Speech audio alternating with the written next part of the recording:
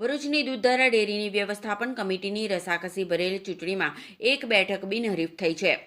ઝઘડિયાની ઉમલ્લા બેઠકના ઉમેદવાર પ્રકાશ દેસાઈ સામેના ઉમેદવાર દીપક પાદરિયાએ ફોર્મ પરત ખેંચ્યું છે. પ્રકાશ દેસાઈને ભાજપાએ મેન્ડેટ આપ્યો છે, ત્યારે તેમની સામેના ઉમેદવારે ફોર્મ પરત ખેંચી લીધું છે.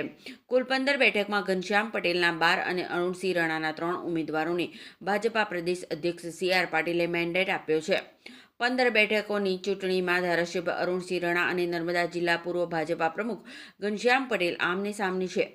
આવતીકાલે ફોર્મ પરત ખેંચવાનો અંતિમ દિવસ છે, ત્યારે 24 કલાકમાં જ દૂધધારા ડેરીની ચૂંટણીનું ચિત્ર સ્પષ્ટ થઈ શકે છે. આપના સામે ઉમેદવારી કરી રહેલા એક ઉમેદવારે ફોર્મ પરત ખેંચ્યું છે અને આ બિનહરીફ બની જશે તો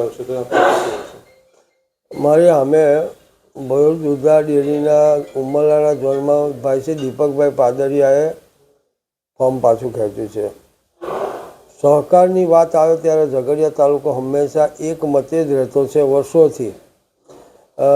દીપકભાઈ પાદરિયા મારી સામેના ઉમેદવાર હતા, પણ એમની સાથે અમારા વર્ષોથી પારિવારિક સંબંધો હતા અને જ્યારે એ બાબતને ધ્યાનમાં લેતા ઝઘડિયા તાલુકાના સહકારી આગેવાનો એ લોકો મધ્યસ્થી થઈ અને સમાધાનકારી વલણ અપનાવી ભાઈ છે દીપકભાઈ એ મને મારી તરફેણમાં ઉમેદવારી પત્ર પાછું ખેંચ્યું છે, એટલે હું બિનહરીફ થયો છું.